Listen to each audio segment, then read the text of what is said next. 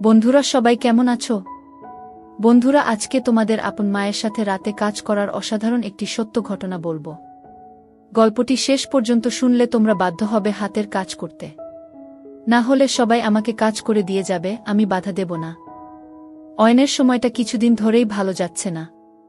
বাড়িতে পরীক্ষা নিয়ে বাবা মার সাথে অশান্তি, আর ওদিকে রিয়ার সাথে বাইরে। বন্ধুদেরকে বাইরেরটা বলা গেলেও বাড়িরটা কাকে বলবে ভেবে না পেয়ে একা চাপার চেষ্টায় ভুগছে। অয়ন মানে আমাদের এই সিরিজের মেন চরিত্র অয়নাংশু সেন এবারে ক্লাস 11 থেকে 12তে উঠেছেন বেশ কবার ফেল করার পর। তাই তার বাবা তাকে 8 জন গৃহশিক্ষকের ব্যবস্থা করে দিয়েছেন যাতে তার সোনার টুকরো ছেলেটি এবার উচ্চমাধ্যমিকে উতরে যায়। কিন্তু তিনি এটা জানেন না যে তার এহেন আয়োজনে তার হবু ছেলের বউ নিতান্তই অতিষ্ঠ হয়ে উঠেছেন। সদ্য ক্লাস 9 পাশ করে ওঠা রিয়া দেবীর এখন মনে হচ্ছে তার বাবুটি তার হাত থেকে বেরিয়ে যাচ্ছে, তাই তিনি রোজ এখন স্কুল যাওয়ার আগে তার বাবুর এক বন্ধুর সাথে রাস্তার ধারের বাঁশবাগানে যান বাবুকে নিয়ে আলোচনা করতে। এসবের মধ্যে অয়ন বাবাজি পড়েছেন মহাফাপড়ে। তার মধ্যে এসে জুটেছেন মিস লিসা নামের একজন। তিনি নাকি অয়নকে পড়াবেন ইংরেজি। এতদিন প্রণব বাবুর দয়ায় সেটায় নম নম করে অয়ন দিব্যি উত্তরে যেত, কিন্তু তার বাবার মনে হয়েছে এই নিতান্ত অপগণ্ড ছেলেটির জন্য আরও একটি দরকার। যাই হোক, সন্ধে বেলায় যখন তিনি এসে দরজার সামনে দাঁড়ালেন ততক্ষণে অয়ন আর অয়নের ছোট ভাই দুজনেই লাফিয়ে উঠল মনে মনে। ম্যামের সাথে পড়তে বসে অয়নের মনে হলো সে যা পড়ছে তা সবই জানা জিনিস। প্রথম কিছু না বললেও পরের দিকে একই জিনিস পড়ানোর ব্যাপারটা অয়নের কাছে প্রচণ্ড বিরক্তিকর লাগতে লাগল। সেটা লিসা মনে হয়ে খেয়াল পড়ল। অয়নের মা বাবা সন্ধেবেলা বেরিয়ে যান গুরুদেবের সান্নিধ্য পেতে। অয়ন আর লিসা ম্যাম থাকে বাড়িতে একা। এরকমই একদিনে অয়ন বসে ম্যামের দেওয়া কাজগুলো করছে, এমন সময় হঠাৎ লিসা বলে উঠল তার একবার বাথরুমে যেতে হবে।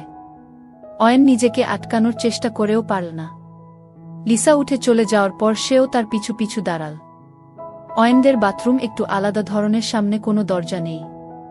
ভিতরে একটা আলাদা জায়গায় ল্যাট্রিনের জায়গা, বাকিটা খালি খালি। একটু পুরনো বাড়িগুলোয় এরকম দেখতে পাওয়া যায়। লিসা সোজা ভিতরে ঢুকে গেলে অয়নের দেওয়ালের সাথে নিজেকে সাটিয়ে দাঁড়িয়ে দেখতে লাগল। চোখের নিমেষেই অয়ন তার চোখের সামনে এরকম কিছু দেখে কেমন যেন একটা করে উঠল। লিসার বয়স বড়জোর 24 কিংবা 25। অয়ন চট করে ফোনটা বার করে ভিডিও করতে লাগল। লিসা ফিরে আসছে দেখে অয়ন টুক করে কেটে পড়ে ঘরে এসে বাধ্য ছেলের মতো বসে পড়ল।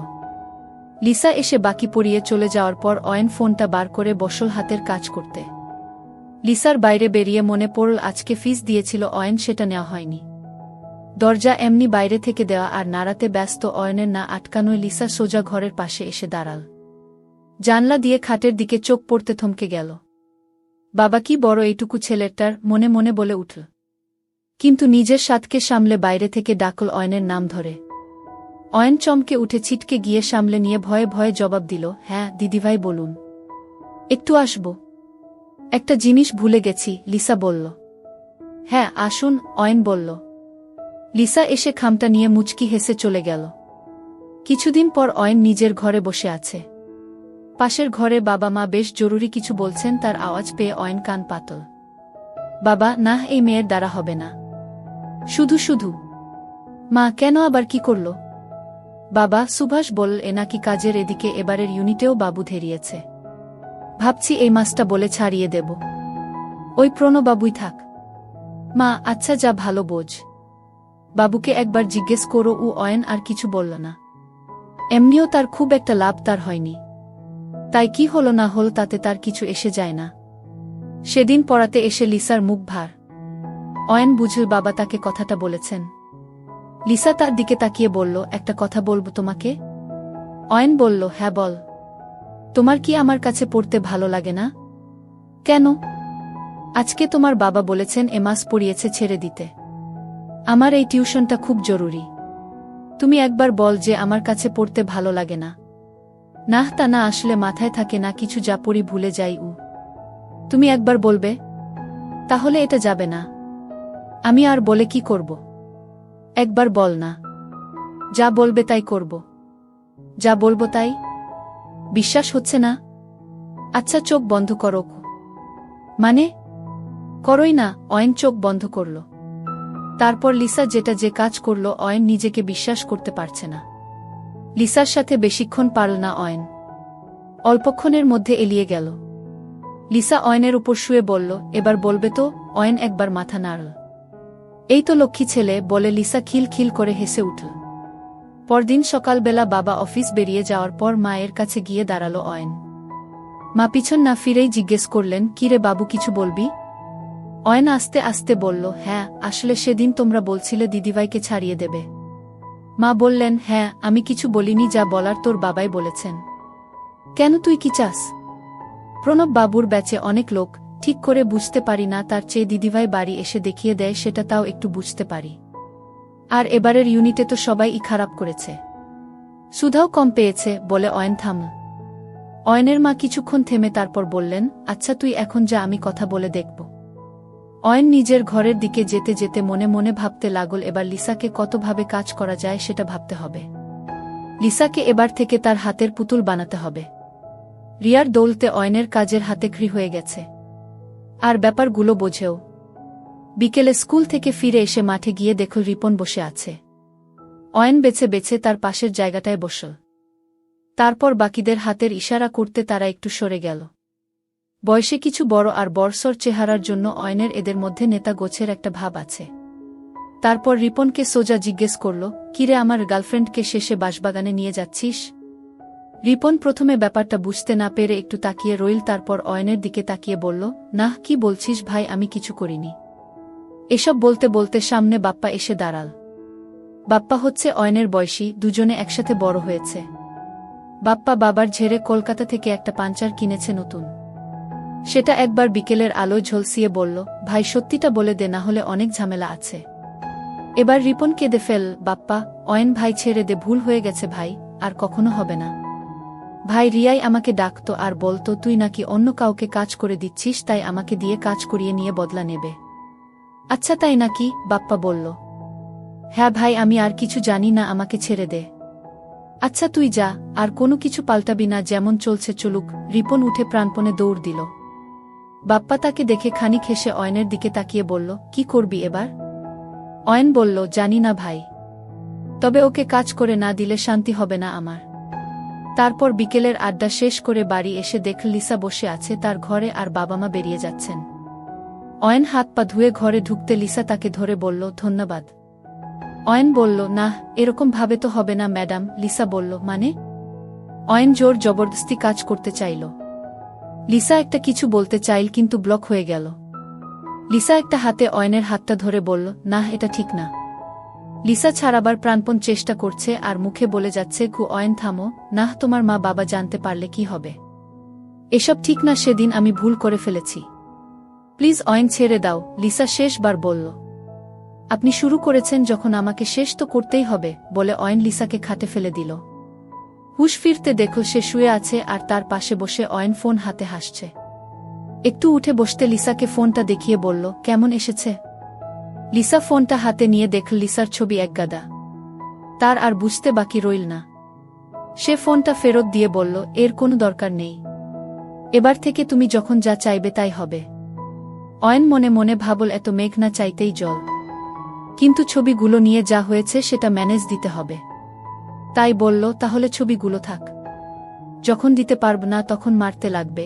লিসাকে সেদিন আর কিছু না করেই ছেড়ে দিল অয়ন। বিকেল থেকে রিয়ার ব্যাপারটা নিয়ে বেশ মাথা গরম ছিল, তাই কিছু করতে আর ইচ্ছে করছিল না। পরদিন বিকেলে বাপ্পাকে নিজের বাড়িতে আসতে বলল অয়ন, আর লিসাকে বারণ করে দিল পড়ানোর জন্য সেদিন। বাপ্পা সন্ধেবেলা যখন এলো তার চোখ লাল হয়ে আছে, বোঝাই যাচ্ছে এতক্ষণ কোথায় ছিল। বাইরের ঘরে বসে বাপ্পা বলল, বল ভাই, কি হয়েছে? অয়ন একবার তার দিকে তাকিয়ে বলল, কি হবে বলে তোর মনে হয়? বাপ্পা বলল, বুঝলাম, কিন্তু কি করবি সেটাই তো বুঝছি না গি। অয়ন বলল, রিয়ার মায়ের ব্যাপারে কি জানিস? বাপ্পা একবার ভালো করে অয়নকে মেপে বলল, তুই রীতা কাকিমাকে কাজ করে দিবি? অয়ন একবার হেসে উঠে বলল, কই, সেসব তো কিছু বলিনি আমি। বাপ্পা মাথা নেড়ে বলল, ঠিক আছে, বলতে থাক। অয়ন বলতে শুরু করল, আমাদের মোড়ের মাথার দোকানে যে নাপিতটা আছে, নিমাই নাকি যেন নাম, রীতা তাকে নিয়ে এক জায়গায় কাজ করতে যায়, যেমন মা তেমন মেয়ে আর কি। নিমাই এর বাড়িতে ছেলেবু আছে, বাকিটা তুই বুঝে নে কি। বাপ্পা কিছুক্ষণ ভেবে বলল, তুই জায়গা বল, আমি খোঁজ এনে দেব।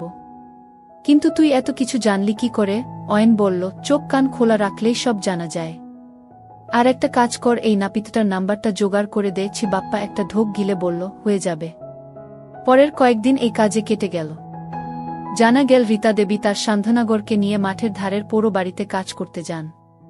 সেই মতো নাপিতের কাছেও ফোন চলে গেল। তারপর একদিন দুই বন্ধু হাজির হল সেই বাড়িতে বিকেলবেলা। বিকেল গড়িয়ে সন্ধে হল, ভাঙা জানালাগুলো দিয়ে হালকা চাঁদের আলো ঘরটাকে আলো আধারিতে ভরিয়ে দিল।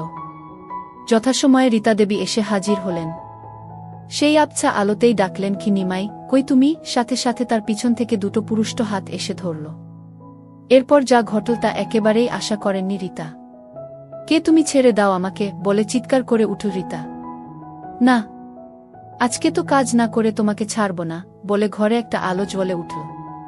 সেই আলোয় রীতা দেখল তাকে আষ্টেপৃষ্টে ধরে আছে তারই মেয়ের বন্ধু অয়ন। একই তুমি?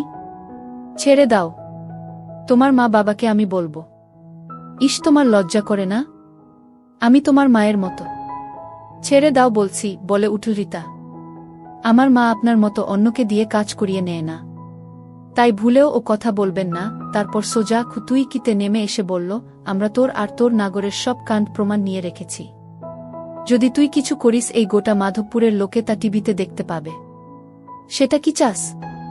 না, এরকম কর না, আমার এরকম সর্বনাশ কর না, বলে শেষ চেষ্টা করল রীতা। কিন্তু তাতে কোনো কাজই হল না।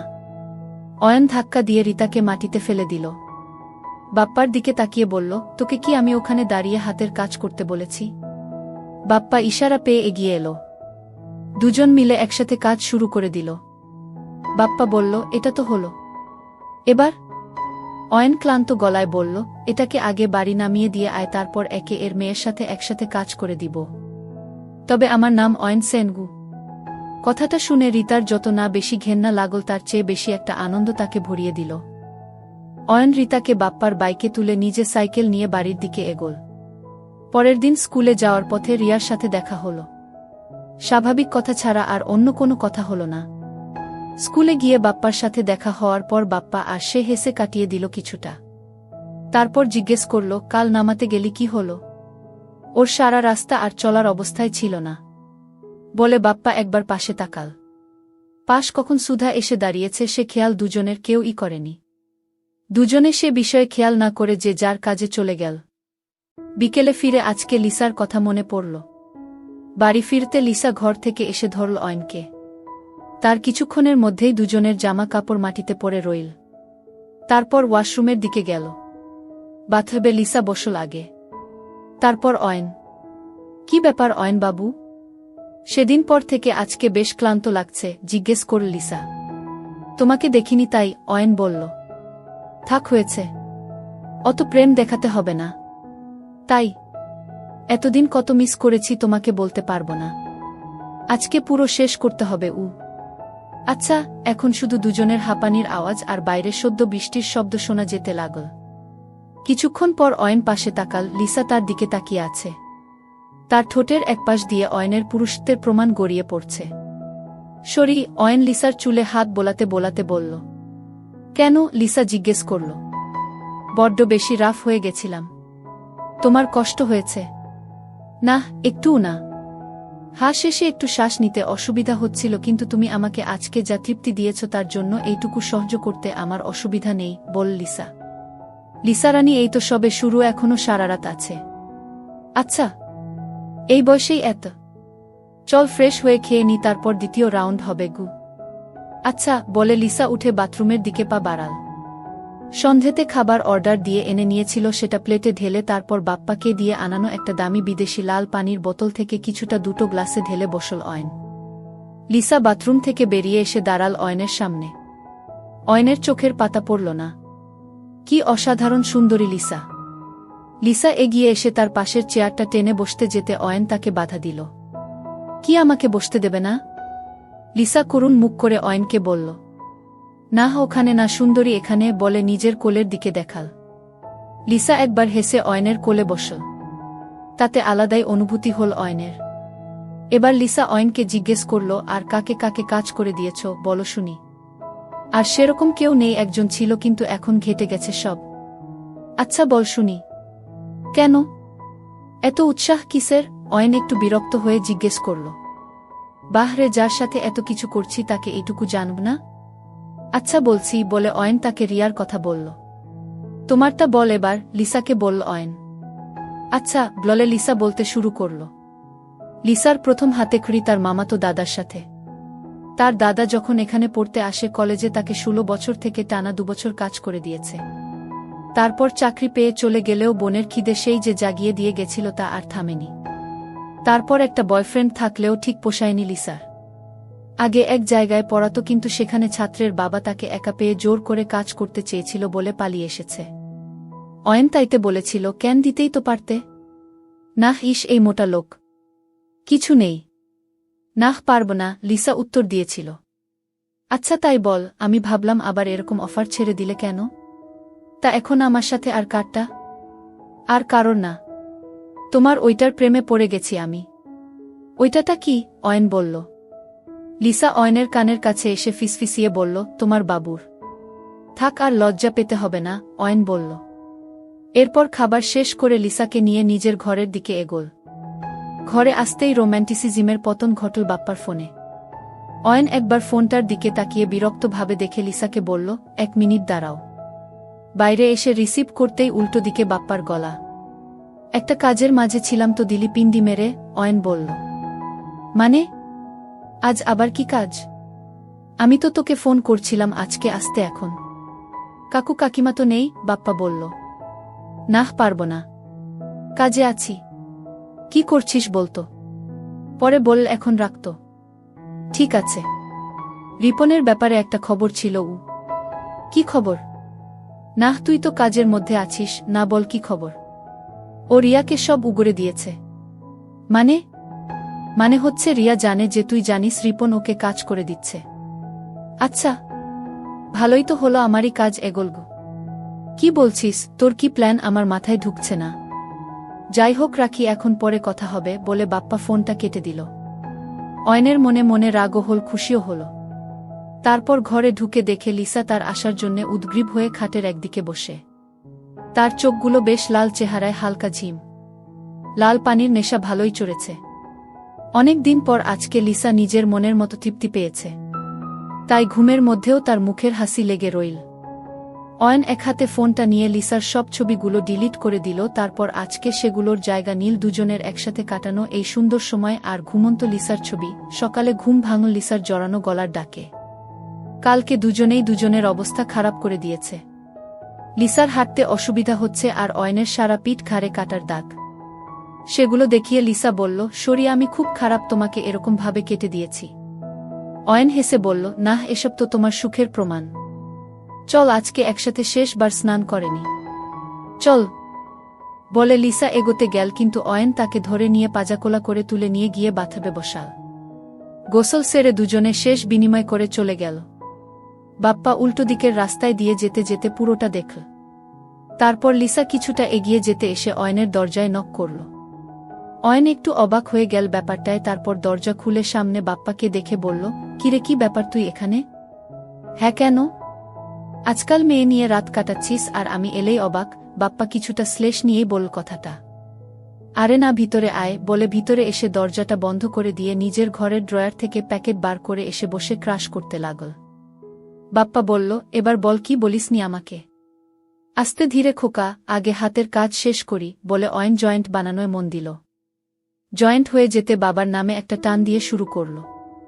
এতদিন লিসার সাথে যা যা হয়েছে সব বলল তাকে, শুরু থেকে শেষ। বাপ্পা নিজে পুরোটা শুনল। তারপর বলল, বাব্বাহ, তুমি তো আলাদাই লেভেলে চলে গেছো গুরু। অয়ন একবার হাসল, তারপর বলল, কালকে রিপনকে নিয়ে কি বলছিলি বল, এবার পরিষ্কার করে গি। বাপ্পা জয়েন্টে একটা লম্বা টান দিয়ে বলল, কালকে ওকে ধরেছিলাম আমি আর অয়নান্ত বিকাশপল্লীর কাছে। ধরে একটু ধাতানি দিতে সেই কান্না কাটি শুরু করে দিল। বলেছে নাকি রিয়াকে সব কিছু বলে দিয়েছে। আমি তাইতে বলেছি তুই ফোন করবি। অয়ন বলল, তাহলে আর কি লাগা ফোন এখন? হ্যাঁ, তা নয়তো কখন? আচ্ছা। ফোনটা বেশ কয়েকবার রিং হয়ে তারপর তুল রিপন। হ্যালো, কে? জিজ্ঞেস করল সে। তোর বাপ বলছি রে। চিনতে পারছিস? বাপ্পা বলল। আরে বাপ্পাদা, নাহ, মানে ঠিক বুঝিনি। গলাটা কেঁপে গেল রিপনের। হ্যাঁ, তা বলছি অয়ন তোর সাথে কি কথা বলবে দেখতো, বলে ফোনটা এগিয়ে দিল তার দিকে। বলছি রিয়ার কি খবর? কবার হয়েছে? অয়ন জিজ্ঞেস করল। এই না না, আমি কিছু করিনি। তারপর আর তবে একটা জিনিস, ও খুব ক্ষেপে আছে। আজকে আমাকে ওর বাড়িতে ডেকেছে, না গেলে নাকি আমার মাকে সব আমাদের ছবি দেখিয়ে দেবে। কিছু কর, আমাকে বাঁচাও। খুব করুণ গলায় আস্তে আস্তে কথাটা বল রিপন।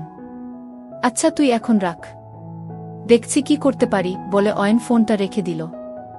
স্পিকারে থাকায় বাপ্পা সবটাই শুনো।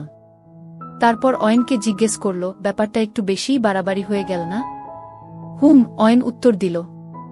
রিপন আমার পাশের বাড়ির ছেলে, ওকে চিনি আমি। তোর গার্লফ্রেন্ডকে কাজ করে দেবে নিজে থেকে, এত দম ওর নেই গে। হুম, কি করবি? রিয়া যদি ফাঁস করে দেয় তাহলে ওর এখানে টেকা দায় হয়ে যাবে। সময় হয়ে গেছে ওর খিদে ভালো করে মেটানোর, অয়ন বলল। তারপর বাপ্পাকে বলল, রেডি হয়ে যা, অনেক কাজ আজকে। বিকেলে যখন রিপন রিয়ার বাড়ির সামনে এসে দাঁড়াল তখন তার অবস্থা খারাপ। বাপ্পা আর অয়ন তাকে কথা দিয়েছে বাঁচাবে, কিন্তু দুজনের একজনেরও দেখা নেই। আস্তে আস্তে দরজায় নক করতে ভিতর থেকে রিয়া দেবী বেরিয়ে এলেন। কিরে টুটের ছেলে, তোর এত রস? আমার খিদে মেটাবি না? রিয়া বলল। নাহ মানে রিপন ভাবতে লাগল কি বলা যায়। হঠাৎ পিছন থেকে দুজনেরই চেনা গলা ভেসে এলো, এইটুকু বাচ্চার পানি দিয়ে কি হবে? তোর বয়ফ্রেন্ড আছে তো? তোর খিদে আজ আমরা দুজনে মেটাবু। রিপন পিছন ফিরতেই দেখে বাপ্পা আর অয়ন দাঁড়িয়ে আছে। মানে এসবের মানে কি রিপন? রিয়া একটু ভয়ে ভয়ে জিজ্ঞেস করল। মানে আজকে আমরা 3 জনে মিলে তোর ক্ষুধা মেটাবরে, বলে ঠেলে বাড়ির ভিতর গেল। তারপর বাইরের ঘরের সোফায় ফেলে পরনের টি-শার্টটা ছিঁড়ে ফেলে দিল রিপন। রিপনের এরকম কাজ দেখে রিয়া অবাক হয়ে বলতে লাগল, না এটা করিস না রিপন, দেখ আমার মা আছে বাড়িতে, তোদের সবাইকে পুলিশে দেবে। অয়ন একবার হাহা করে হেসে উঠল। রিয়ার নিজের ছেঁড়া জামাটা কোনোমতে আটকে বলল, হ্যাঁ, আর আমার কাছে এই রিপনের ভিডিও আছে। একটা কেউ ছেড়ে দেবে না গি? আচ্ছা বাপ্পা, সব রেকর্ড করছিস তো? অয়ন জিজ্ঞেস করল। বাপ্পা হেসে বলল, একদম বস। এই রিপন, থামলি কেন? এতক্ষণে ঘরের এক কোণে এসে দাঁড়িয়েছেন রীতা কাকিমা। ওরা কেউই সেটা খেয়াল করেনি, কিন্তু রিয়া সেটা দেখতে পেয়ে বলল, বাঁচাও মা, এরা আমাকে জোর করে কিসব করছে। অয়ন একবার পিছন দিকে তাকিয়ে বলল, আরে আপনারই অপেক্ষা ছিল, আসুন, বলে বাপ্পাকে চোখের ইশারা করতে বাপ্পা গিয়ে রীতাকে সামনে নিয়ে এলো। তারপর অ্যাকসেপ্ট করে দিল। রিয়া এসব দেখে অবাক। কি যেন একটা বলছিলি? অয়ন বলল। রিয়া বাকরুদ্ধ হয়ে গেছে। রীতা লজ্জায় কুকড়ে গিয়ে পালিয়ে যেতে চাইল, কিন্তু বাপ্পা তাকে আটকে দিয়ে বলল, আরে সোনামনি, এই তো সবে শুরু, এখনই চলে গেলে হবে কি করে কি? রিয়া সব আশা ছেড়ে হতচকিত হয়ে রইল। তার মুখ দিয়ে কথা বেরোচ্ছে না। তার সামনে তার মাকেও অ্যাকসেপ্ট বানিয়ে দিয়েছে অয়ন আর বাপ্পা। একসময় অয়ন বলেছিল যদি তাকে রিয়া কখনো ধোঁকা দেয় তার ফল খুব খারাপ হবে। আজকে সে নিজের চোখের সামনে দেখতে পাচ্ছে। মা মেয়ে দুজনে 3 জন যুবকে দিয়ে কাজ করিয়ে নেওয়ার জন্য তৈরি হল মনে মনে।